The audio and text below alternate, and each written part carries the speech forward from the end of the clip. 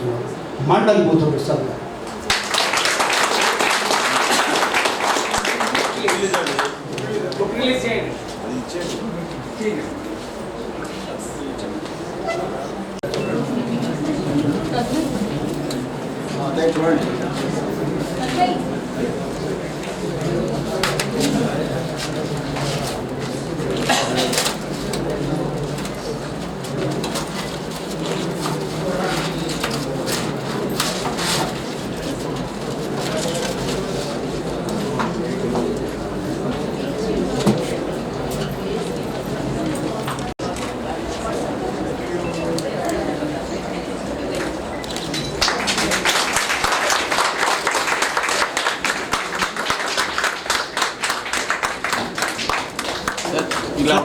కొంచెం కొంచెం మేడం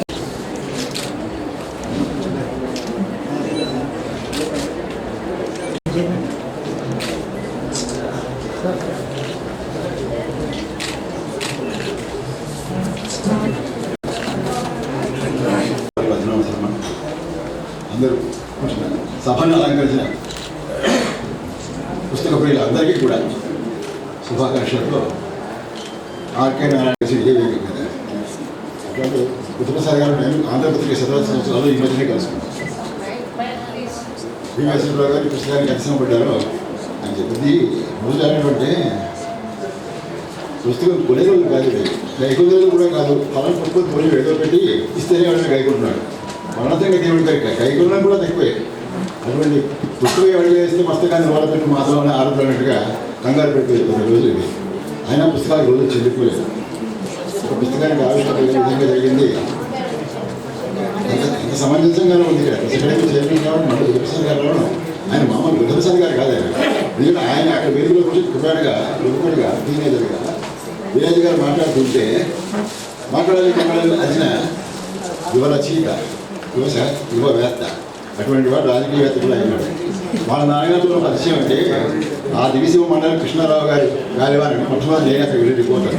ఆయన నేను కలిసి రిపోర్ట్ చేయడమే కాదు, అగ్ని ప్రమాదాలు జరిగాయి పెద్దవాళ్ళ చుట్టుపక్కల 72 పివి నరసింహరావు గారు ఉన్నప్పుడు ఆయన తిప్పేసే ప్రయత్నం జరిగినంతవరకు వచ్చింది. అప్పుడు కూడా మనం కారు వచ్చి గేట్ దగ్గర ఆంధ్రప్రదేశ్ గేట్ దగ్గర హార్న్ కొడితే విలేజ్ పరిగెత్తుకు వచ్చి ఆయన నేను కలిసి ఏక ప్రమాదం పవన్ చేయడానికి చమలగుండు 6 చచ్చిపోయారు. భయంకరమైన ప్రమాదం. అక్కడికి మేము ఎదురు వెళ్ళొచ్చాం. అట్లాగా ఒక మంత్రి కాదు, ఒక రాజకీయవేత్త కాదు, ఒక నాయకుడు ప్రజాసేవ ఎట్లా చేస్తాడో చూసే రచయితకి జర్నలిస్ట్గా చెప్పండి. జర్నలిస్ట్ కూడా రచయిత కూడా జర్నలిస్టే. జర్నలిస్టు కానీ రచయిత రాణించడు, రచయిత కానీ జర్నలిస్టు కూడా రాణించదు. ఎందుకంటే మా విష్ణు గారు ఎప్పుడే చెప్పాడు తను ఎంత రచయితో. ఇక్కడ కూర్చుని పెద్దలంతా కూడా రచయితలే. కానీ చెప్పేది ఏంటంటే ఓ పక్కనది ఇది ఈ పాడు కాదు, ఈ తెలుగు కాదు, ఏబిసిడి ఇంగ్లీష్కి ఇది. ఆయన ఎంత పెద్ద మనిషి అంటే ఇది మోడీ కాదు, ఎంత మొండివాడు అనమాట. రాజు కన్నా బలవంతులు. జస్ట్ నేను కారులో వస్తుంటే అన్నీ చూశాను. జనమంతా రెస్ట్లెస్ క్యాష్లెస్గా ఉన్నాం. మనం అంతా ఉన్నది. అసలు బుకేలు అంటే పూలు ఉంటాయి, ఆ పూలు కూడా చూడలేదు. ఆశ్చర్యంగా సంతోషిస్తున్నాం. అంటే ఏంటి ఆ పుస్తకం? శ్రీనివాసరావు గారు వాళ్ళు చేసిన ఆర్కే నారాయణ గారి వెయిటింగ్ ఫర్ ది మహాత్మా. అంటే దీక్షకి అంటే మహాత్మా గాంధీ గారు మళ్ళీ బ్రిటిష్ వాళ్ళు వచ్చి స్టాండ్ బిహైండ్ ది హార్ట్ జీవితం వెనక తెలుసు నాకు తెలిసిపోయింది. ఈ తరానికి ఎలా తెలుస్తాయి? మోడీ తరానికి కూడా తెలియవు. ఇందిరాగాంధీ తరానికి తెలిసిన కథలు తెలిసిన కథలు కూడా వాళ్ళు చెప్తే వింటారో వెనక కూడా నాకు అర్థం అయిపోయింది. ఒక నవల ఎలా రాగలదు. ఇంత జరిగినా కూడా ఒక విషయం చెప్పాలి. ఇంతమంది మెంటల్గా ఉన్నాము, ఇంతమందికి తీర్చిదిద్దాం. మా కళ్ళ ముందు ఇంతమంది పెద్దవాళ్ళు పేరు పుత్రాజ్ ఇచ్చేది పరాజయం, శిష్యాది ఇచ్చేది పరాజయం అన్నట్టు. మా ఉద్యోగం, మా వృత్తి, మా ప్రవృత్తి, మా ఆత్మతృప్తి దానికోసం. సంఘం అనేది మా కోసమే పుట్టిందా, మా సేవ కోసమే పుట్టిందా అని మేము భ్రమపడి ఆ సంఘానికి సేవ చేశాం కనుక ఇవాళ మీ ముందు నిలబడ్డానికి నిలబడడానికి అవకాశం ఇస్తున్నారు. లేకపోతే చెప్పండి ముందు పోషిస్తారు.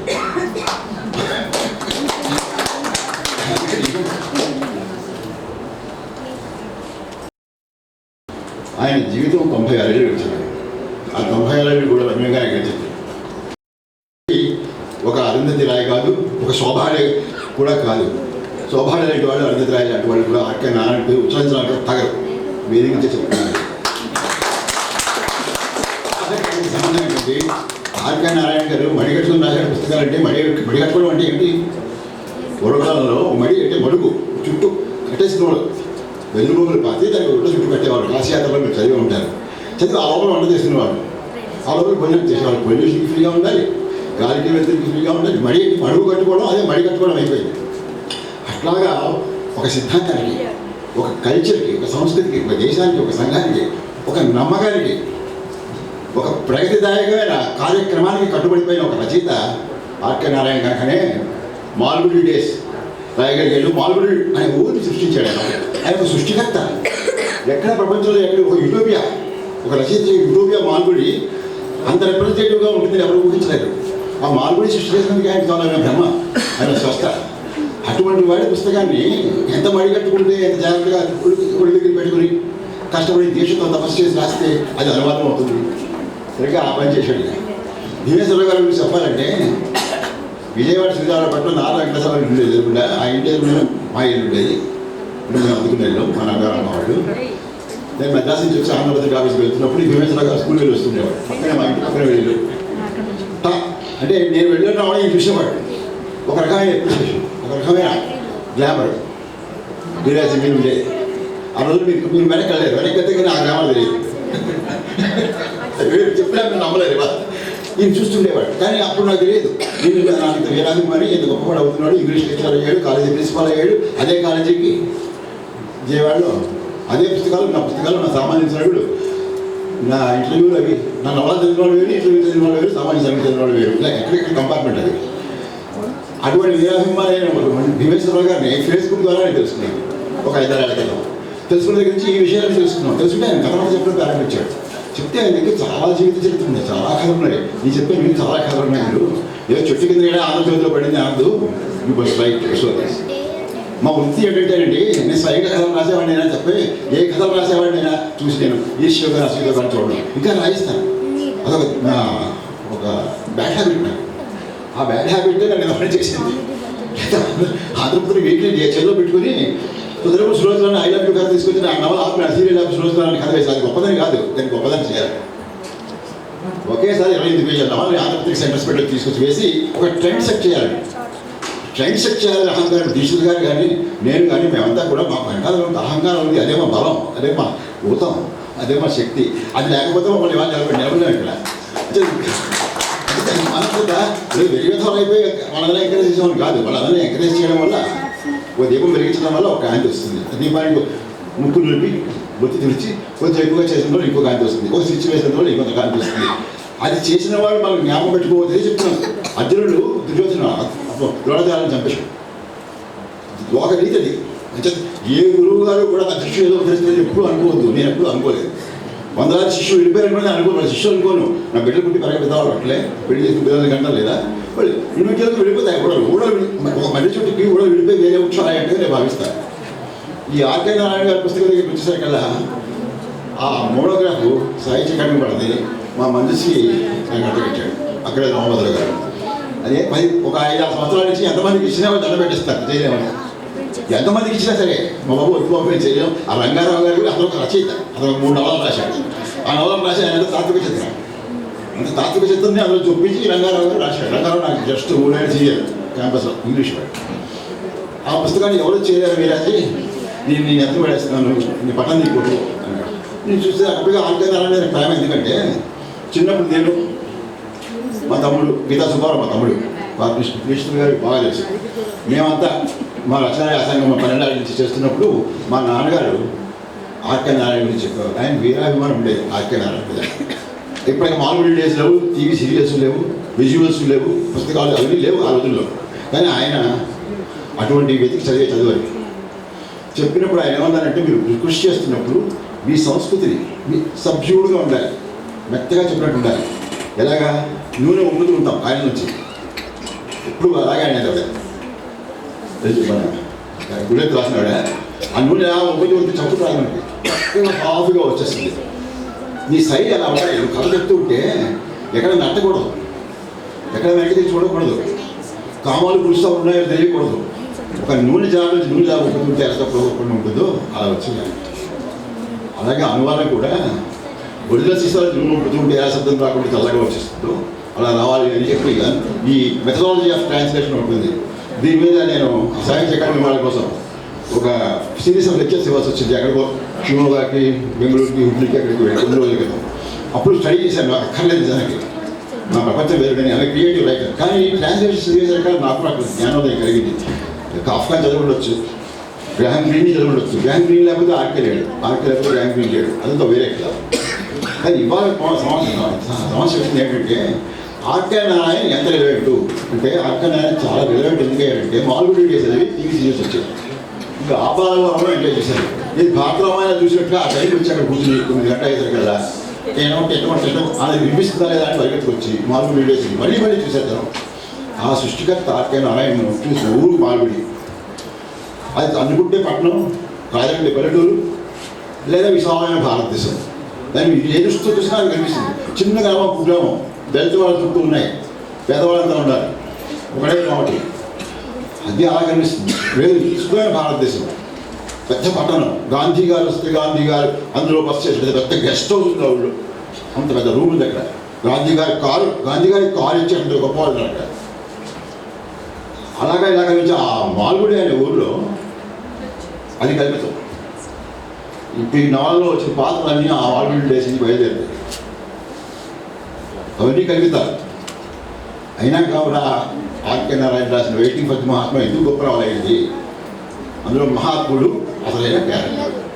అది వాస్తవం, అది మిత్తి కాదు, అది కల్పన కాదు, అది నిజం. అది ఖంజం లాంటి నిజం.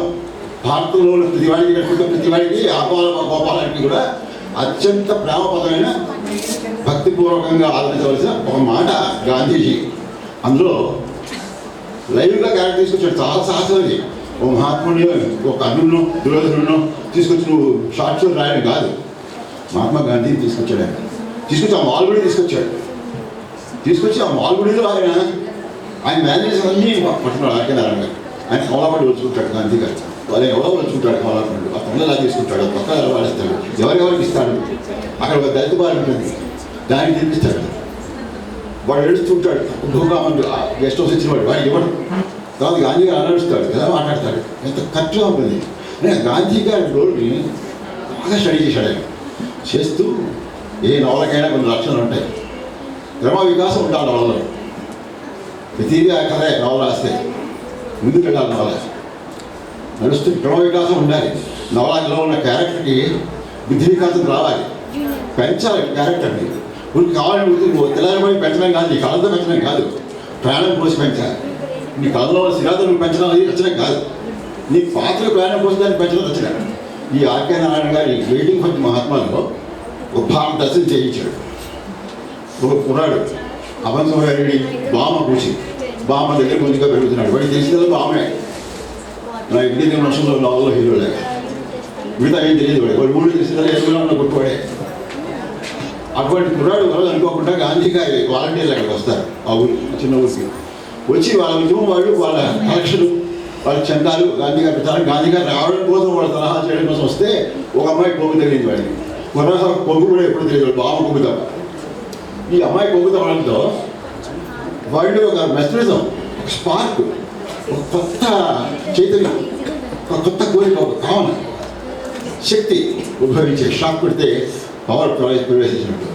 ఆ ప్రవేశం ఏంటంటే వెనపడ్డాడు, పోగొట్టుకున్నాడు. అటువంటి కుర్రాన్ని తీసుకొని ఆ అమ్మాయి గాంధీ గారి యొక్క సేవిక, గాంధీ గారి ఆదర్శానికి వారసురాలు, గాంధీ గారి కార్యకర్త. ఆ అమ్మాయి పేరు భారతి, ఈ కుర్రవాడి పేరు శ్రీరామ్.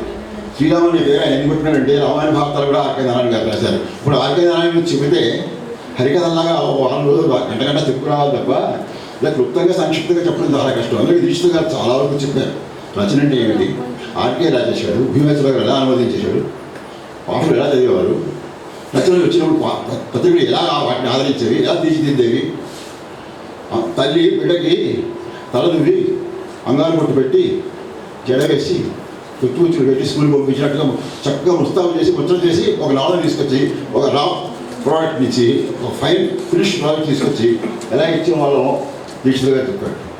ఆయన అన్ని ఇచ్చాడు.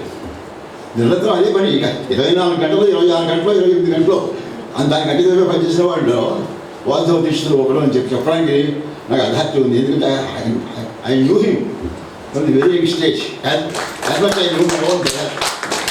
ఎలా గ్రోత్ వస్తుంది, ఏ స్పీడ్లో వస్తాను వాళ్ళ ఎడిటోరియల్స్ ఏమిటి, ఎడిటోరియల్ రాసే ట్రెండ్ అయింది. పుత్రికలో ఎడిటోరియల్ చూపించేవాడు నాకు. అక్కడ శ్రీశ్రీరాము దాకా నాకు ఎడిటోరియల్ చూపించేవాడు. అలాగే వాస్తవ దీక్షలు గారు ఎడిటోరియల్స్ చదివేవాడు.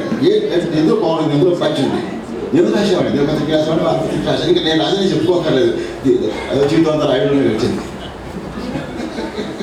అంతేనా ఆ పర్వాలేదు. ఎందుకు చేసేవాడినా అంటే ఇంకేదో ఇంకొకరి చేయొచ్చు, అడ్మినిస్ట్రేషన్ చేసుకోవచ్చు, లేదా అడ్వర్టైజ్మెంట్ సంస్థ పెట్టుకుని మన పేపర్గా మన అడ్వర్టైజ్మెంట్ సంపాదిస్తే వచ్చే కమిషన్తో 4 బాగా కొనుక్కోవచ్చు ఆటోలో రాకండి ఆఫీస్కి. కానీ అది ఒక కండూతి, అది ఒక కామన, అది ఒక దీక్ష, పట్టుదల, ఒక పిచ్చి. చాలా పిల్లలు చెప్పాలంటే ఆ పిచ్చి వ్యామోహం ఉన్నవాడే రండి ఫీల్డ్లోకి, జర్నలిజం ఫీల్డ్లోకి. ఇక్కడ గులాబ్ జామ్ పార్టీ కావాలనుకున్న రావచ్చు అనే దశలో ఉంటే ఆ దశంతా గడిచిపోతే అన్నీ గడిచిపోయే చివరికి అయిపోయిన తర్వాత విశ్వాచారులాగా అంబసీ పడుకునే ఉంటే మా అంబసీ పడుకునే సమాజం ఉంది. అలా కూర్చుని వెళ్ళి ఆ అంబసీ వదిలేసి రా సమాజంలోకి అలా వచ్చాము. అలాంటప్పుడు మళ్ళీ భీమేశ్వర దృష్టిపడ్డాడు. మళ్ళీ ఆయన చిన్న కథలు 3 కథలు ఆర్కైవ్ చేశాడు. ఫేస్బుక్ ఒకటి అనుకోకుండా కొంతమందికి అపకారం చేస్తుంది, కొంతమందికి మహోపకారం చేస్తుంది. ఇది చేస్తుంటే ఆయనకి విపరీతమైన టేస్ట్ వచ్చేసి దాని మీద. ఆ విషయం అంతా దీక్షితులు గారు చెప్పాడు. ఆయన లక్షణాలు ఈ లక్షణాలు ఒకటి.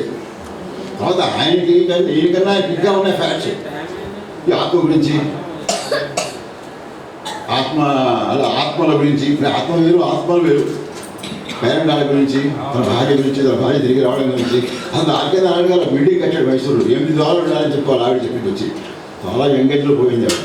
ఇష్టం ఇంటర్ క్యాస్ట్ మ్యారేజ్. ఒక కొళాయి దగ్గర చూసి ప్రేమించాడు. అది పెద్ద కథ. నేను కొళాయి కట్టుకుంటాను, కొళాయి కట్టుకున్న కథ రాశాను. ఇంకా ఆర్కే నారాయణ గారి కథ నుంచి 30 ఏళ్ళ తర్వాత గ్రహించాను. అంటే ఆర్కే నారాయణ నిజ జీవితం వాళ్ళ నాన్నగారు కలవడ, వాళ్ళ అన్నగారు అదే కథ. వాళ్ళ తమ్ముడు వేరు ఆర్కే లక్ష్మణ్. మన నాన్నగారు ఏమైనా అడిగి చెప్పాను. అది సందర్భం ఏంటంటే మన నాన్నగారు ఆర్కే నాన్నగారు గారి క్లాసిక్గా సటిల్గా టాప్గా అలా వెళ్ళాలి బండి. ఏదో బండి నడుస్తుంటే దానిగా మనం వెళ్ళాలి అనిపించేంత ఉండాలి. అతి స్పీడ్ వద్దు, అలాగే చెప్పి నీతి కథలు వద్దు. అంటే మావాళ్ళు రాసేవాడు కథలు. నాన్నగారు మాట్లాడారు. అనంతమ్మ ఇద్దరు కూడా ఆర్కే నారాయణ ఆర్కే లక్ష్మణ్ లాగా ఆ లెవెల్కి మీరు రాకపోయినా ఒకడు రాయండి గద్యం పద్యం, మరొకరు బొమ్మలు వేయండి అని మా వాడిని బొమ్మలు వేయడానికి ఎలా ప్రోత్సహించారు నాన్నగారు. ఇద్దరు ఒకే ఫీల్డ్లో ఉంటే మీకు మీరే కంటెంప్ట్ వచ్చేస్తుంది. మరి ఇద్దరు విడివిడిగా ఉండి కలివిడిగా పేరు తెచ్చుకోండి. ఆర్కే నారాయణ ఆర్కే లక్ష్మణ్ ఆయన ప్రాణం, ఆర్కే లక్ష్మణ్ అంటే ప్రాణం. ఆ టైమ్స్ ఆఫ్ ఇండియా పత్రిక తీసుకొచ్చి కేవలం ఆర్కే లక్ష్మణ్, ఎప్పుడు కూడా ఆర్కే లక్ష్మణ్, ఎప్పుడు కూడా ఆర్కే నారాయణ. ఇప్పటికైనా ఉంటాడు. అది ఎప్పటి వాడు అనగానే మీరు ఏదో వాళ్ళ పాతకాలం వాడు అయిపోయాడు ఈ స్పెండ్ అనుకోకండి. ఎప్పటికీ ఉండేవాడు ఆర్కే నారాయణ. అంచేతనే ఎప్పటికీ ఉండేవాడు కావాలి. కనుకనే మహాత్మా గాంధీ గారి గురించి ఇవాళ ఎత్తరేమెంటు కొంతమంది మహాత్మా గాంధీ గారు తీసుకుపాలిస్తున్న వాళ్ళు రాశారు. మహాత్మా గాంధీ గారు ఒక పాత్రగా చేసిన వాళ్ళు రాసిన ఆర్కే నారాయణ కాబట్టి ఇది బాగా రాసింది.